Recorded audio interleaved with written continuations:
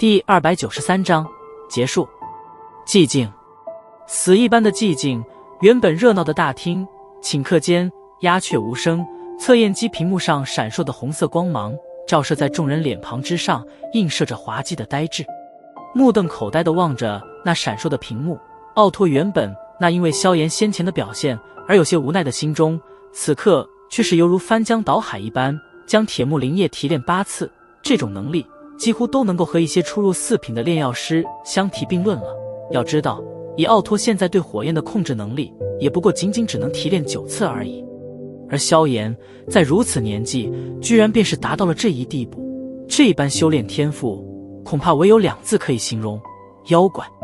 奥托从没有看低过萧炎对于炼丹的天赋，可如今萧炎所表现出来的，却是依然让他明白，他对萧炎的高估